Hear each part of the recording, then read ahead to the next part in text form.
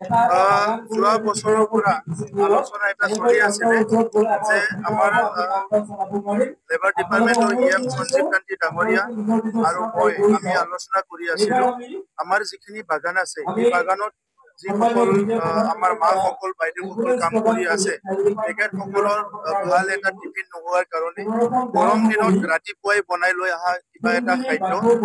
দুপৰীয়ালৈকে বেয়া হৈ যায় আৰু ঠাণ্ডা দিনতো কিবা খাদ্য যিটো লৈ আহে এইটো আবেলিলৈকে এইটো খাব নোৱাৰা হৈ যায় তো সেইকাৰণে এটা ভাল যাতে 12 ঘণ্টা খাদ্য গৰমে থাকে ইয়াৰ কাৰণে বাগানত অন্তত আমাৰ চৰকাৰৰ পৰা অলপমান টিফিনৰ ব্যৱস্থা কৰিলে ভাল হয় বুলি তো এই কথাটোকে লৈ পেলাই আমি সিদ্ধান্ত লোৱা হ'ল যে এই বছৰ 37,000তকৈ অধিক যিটো টিফিন এইটো দিয়াৰ কাৰণে আৰু অহা বছৰলৈকে 51,000 আমাৰ মাছ বাদৰ পৰা লৈ পেলাই শ্ৰীৰামপুৰলৈকে 51,000 আমি টিফিন দিয়াৰ কাৰণে ইতিমধ্যে সিদ্ধান্ত কৰা হৈছে আৰু আজি ইয়াৰে শুভ আৰম্ভণি আমাৰ এই ননাই চেৰপাং সমষ্টিত আৰম্ভ কৰা হৈছে মই অভিনন্দন জনাইছো আৰু লগতে ভগৱানৰ প্ৰাৰ্থনা কৰিছো যিসকলে চাহ বাগানত আমাৰ মাসকল বাইদেউসকল নিজৰ জীৱিকাৰ কাৰণে কাম কৰি আছে ঈশ্বৰে যাতে সদায় সুস্থ ৰাখে ইয়াৰ কাৰণে মই ভগৱানৰ ওচৰত প্ৰাৰ্থনা কৰিছো আজি কিছুমান ঘোষণা কৰা হ'ল এই বাগানত যিসকলে কাম কৰে তেখেতসকলৰ ইনকাম বহুত বেছি নহয় খুব তেনেকে কষ্ট কৰি তেখেতসকলে চলে তেখেতসকলৰ ল'ৰা ছোৱালী কলেজলৈ আহিবলৈ অসুবিধা হয় এই কাৰণে আমি এই বিত্তীয় বৰ্ষ নতুন আৰম্ভ হ'ব এই বিত্তীয় বৰ্ষত দুখন চাহ বাগানৰ আমাৰ ল'ৰা ছোৱালীৰ কাৰণে কলেজ বাছ দুখন ইয়াতে প্ৰভাইড কৰা হ'ব যাতে তেখেতসকলে যি কলেজত যায় এখন টংলাৰ ফালে এখন ওদালগুৰিৰ ফালে মিলাই পেলাই ষ্টুডেন্ট বিলাকে যাতে যোৱা অহা কৰিব পাৰে সেই ব্যৱস্থাটো লোৱা হৈছে আৰু একে সময়তে আমি 5টাকৈ স্কিল চেণ্টাৰ আৰু এটা আদিবাসী চাহ বাগানৰ ষ্টুডেন্ট বিলাকৰ কাৰণে এটা কোচিং চেণ্টাৰো বিভিন্ন কম্পিটিটিভ এক্সামৰ কাৰণে আজি ঘোষণা কৰা হৈছে আমি আশা ৰাখিছো যে কেন্দ্ৰীয় চৰকাৰৰ আঁচনি যিবিলাক বাগানৰ কাৰণে আহিছে ৰাজ্য চৰকাৰৰ আঁচনি যিখিনি বাগানৰ কাৰণে আহিছে এটো যাতে সফল ৰূপায়ণ কৰিব পাৰো ইয়াৰ কাৰণে আমাৰ চৰকাৰৰ পৰা ব্যৱস্থা লম মুখ্যমন্ত্ৰী ডাঙৰীয়াক আমি ধন্যবাদ জনাইছো তেখেতে দায়িত্ব লোৱাৰ পিছত আজি চাহ বাগানত মডেল স্কুল নিৰ্মাণ কৰা চাহ বাগানত ঘৰ নিৰ্মাণ কৰা চাহ বাগানৰ ৰাস্তা টয়লেট বিভিন্ন কাম বিলাক হৈ গৈছে তেখেতক এই কাৰণে মই ধন্যবাদ জনাইছো আৰু অনাগত দিনত এই অঞ্চলত এই এৰিয়াত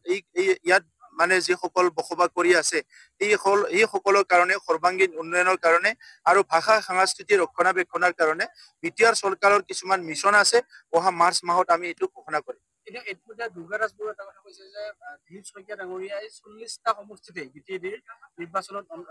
তেওঁলোকে প্ৰতিদ্বন্দ্বিতা কৰিব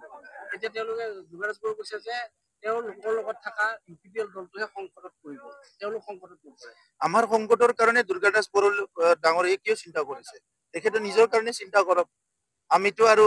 মানে সৰু ল'ৰা ছোৱালী নহয় কি আমি নিজৰ সংকটটো বুজি নাপাম বা নিজৰ ভাল বেয়াটো বুজি নাপাম সংকটটো কিহৰ কাৰণে আহিব আমাৰ নিজৰ মা দেউতাৰ কাৰণে ৰাইজৰ কাৰণে কাম কৰিবলৈ আহিছো তাত কিহৰ সংকটৰ কথা আছে বিপিএফৰ দিনতে সংকট আছিলে মানুহ ঘূৰিব নোৱাৰা আছিলে বোমা ফুটিছিলে জাতিগত সংঘৰ্ষ হৈছিলে গুলি ফুটিছিলে কিডনাপ হৈছিলে এইটো সংকট নাছিলে এতিয়াহে সংকট আছে ৰাজনীতিক সংকটটো কোনে ভয় কৰে তেখেতে ভাবিছে নেকি মৃত্যুলৈকে এমএলএ হৈ থাকিব ৰাজনীতিটো আহিব যাব কিন্তু সমাজৰ কাম কৰাৰ কাৰণে যিটো কমিটমেন্ট সেইটো আমাৰ আছে এই কাৰণে 4টা বছৰত আজি শান্তি ঘূৰি আহিছে সবে নিৰাপত্তা পাইছে প্ৰত্যেকটো জনগোষ্ঠীৰ ভিজন ডকুমেন্ট বনাইছো যি জনগোষ্ঠীৰ লগত কেতিয়াবা মোৰ আলোচনাও হোৱা নাই এই জনগোষ্ঠীৰ কাৰণে ভিজন ডকুমেন্ট বনাইছো মাৰ্চ মাহত প্ৰত্যেকটো জনগোষ্ঠীৰ কাৰণে বাজেট বনাম এইটো ৰাজনীতিৰ লগত লিংক নাই ভোট দিয়া নিদিয়াৰ লগত লিংক নাই বিটিআৰ অঞ্চলত স্বাধীনতাৰ পিছত আৰু আগত বসবাস কৰা জনগোষ্ঠী বিলাকৰ ভাষা সংস্কৃতি পৰিচয় অস্তিত্ব জীয়াই ৰখাটো বৰ্তমান চৰকাৰৰ টাৰ্গেট আৰু মই নিজে এজন সংগ্ৰামী হিচাপে এই কথাখিনি বুজি পাওঁ এই কথাবিলাক দুৰ্গাদাস বৰুৱাই বুজি নাপাব তেখেতৰ কোম্পানীয়ে বুজি নাপাব গতিকে আমাক আৰু এইটো কিবা বিপদ আহিছে কিবা আহিছে ভয় খুৱাই আৰু দুৰ্গাদাস বৰুৱাই আৰু আমাক কি কৰিব পাৰিব সিএসপি আপোনালোকৰ লগত আছে কিন্তু এবাৰ মিত্ৰতা বিপিএফৰ লগত হৈছে সব সিএস অনাবল ভোটটো তেওঁলোকে পাম বুলি কৈছে নন ট্ৰাইবেল ভোট সব অলৰেডি তেখেতসকলৰ এমপি হাৰি গ'ল দুবাৰ জিকি পেলাই এইবাৰ এমপি হাৰি গ'ল হাৰি যোৱা মানে কি বুজায় এইটো এসেন্ডিং অৰ্ডাৰত নাই ডিসেন্ডিং অৰ্ডাৰত মানে তলৰ ফালে গৈ আছে আজি তাৰিখত সাৰ্ভে কৰি কিমান পাৰ্চেন্ট ভোট আছে মই আজি মাইকত ক'ব বিচৰা নাই এইটো বহুত বেছি ইগো হৈ পেলাই বহুত বেছি অহংকাৰী হৈ কথা কোৱা মানুহ মই নহয় কিন্তু হিচাপটো সবে জানে গণতন্ত্ৰত ৰাইজে ৰজা ৰাইজে যাক মৰম কৰিব তাকে দিব মোক যদি মৰম নকৰে মোক নিদিব এইটো আৰু মই ডাঙৰ ডাঙৰ কথা কৈলি কি লাভ আছে গণতন্ত্ৰটো ৰাইজে ৰজা আপোনালোকৰ আনুষ্ঠানিক ঘোষণা কেতিয়া হ'ব কি আনুষ্ঠানিক ঘোষণা ইলেকশন যেতিয়া ডিক্লেয়াৰ দিব ইলেকশন কমিশনে তেতিয়া ঘোষণা কৰে কিন্তু সেইটো 40টা মঞ্চত থাকিম বুলি কৈছে আৰু বিজেপি বহুত চাওক মই কথাটো কওঁ বিজেপি সৰ্বভাৰতীয় দল নিজৰ এজেণ্ডাত কাম কৰিব আমি ৰিজনেল পাৰ্টি আমি নিজৰ এজেণ্ডাত কাম কৰিম আমাৰ এতিয়া চৰকাৰ আছে কেন্দ্ৰত একেলগে চৰকাৰ আছে ৰাজ্যত একেলগে চৰকাৰ আছে কাউন্সিলত একেলগে গতিকে ভিতৰীয়া কথাটো আমিয়ে গম পাম ইটো দুৰ্গা দাসে গম পাব না কোনে গম পাব ভিতৰীয়া কথাটো আমিয়ে গম পাম বিটিআৰত 3200 ভোট আছে প্ৰত্যেকটো বুথ কমিটি আমাৰ আছে 40টা সমষ্টি আছে 40টাত আমাৰ কাৰ্যকৰ্তা কাম কৰি আছে 10টা সাব ডিভিজন আছে আমাৰ কমিটি আছে 5টা ডিস্ট্ৰিক্ট আছে তাতো আমাৰ কমিটি আছে গতিকে কামটো সবৰে কৰি আছে